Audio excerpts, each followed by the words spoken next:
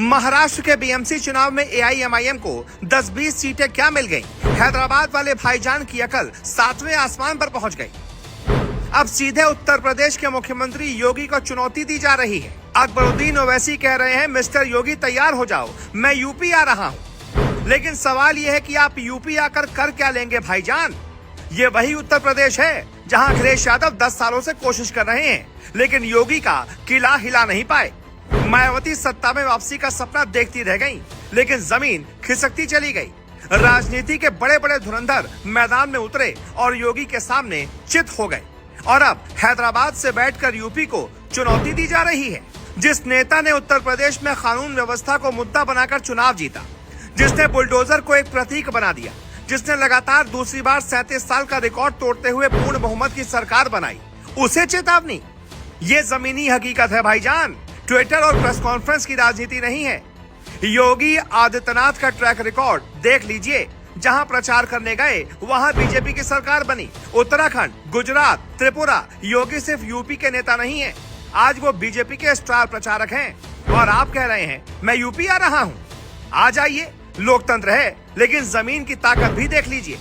BMC में 10-20 सीटें जीतकर अगर कोई समझे कि वो अब उत्तर प्रदेश में सत्ता बदल देगा, तो ये मुंगेरी लाल के हसीन सपनों से भी आगे की कहानी है।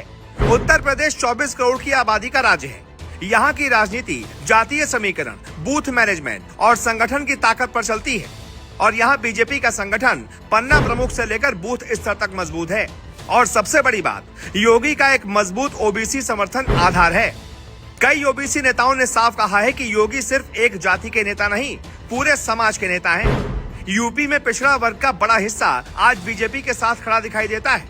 और यही वजह है कि हर चुनाव में समीकरण बदलते हैं, लेकिन नतीजा वही आता है। अकबरुद्दीन ओवैसी का बयान राजनीतिक तौर पर चर्चा जरूर बन सकता है, लेकिन क्या वो यूपी की जमीनी राजनीति को समझते हैं? यहाँ सिर्फ भाषण से वोट नहीं मिलते। यहाँ 6 महीने पहले से बूथ स्तर पर तैयारी करनी पड़ती है, गांव-गांव नेटवर्क बनाना पड़ता है। हैदराबाद की राजनीति और लखनऊ की राजनीति में जमीन आसमान का फर्क है। और एक बात साफ है, योगी को वार्निंग देना शायद रणनीतिक गलती साबित हो सकती है, क्योंकि यूपी में सीधी लड़ाई बीजेपी बनाम विपक्ष की होती है। अगर विपक्ष खुद ही कई टुकड़ों में बट जाएगा तो फायदा किसे होगा? राजनीति में भावनात्मक बयान सुर्खियां दिला सकते हैं, लेकिन जीत नहीं। याद रखिए, योगी 2017 में आए तो लोगों ने कहा प्रयोग है, 2022 में आए तो रिकॉर्ड बना। अब 2024 और 27 की रणनीति पहले से बन रही है। ऐसे में बाहर से आकर तैयार हो जाओ कहना सियासी बयान हो सकता है, लेकिन जमीन पर असर दिखाने के लिए बहुत मेहनत करनी पड़ेगी। तो भाईजान, यूपी आइए, चुनाव लड़िए, जनता फैसला करेगी। लेकिन ये समझ लीजिए, उत्तर प्रदेश की राजनीति कोई आसान मैदान नहीं है। यहाँ बड़े बड़े दिग्गज पसीना बहा चुके हैं और आज भी योगी इस राज्य की राजनीति के केंद्र में है। और आखिर में एक सीधा सवाल, राजनीति सिर्फ बयान देने से नहीं चलती, जमीन पकड़ने से चलती है।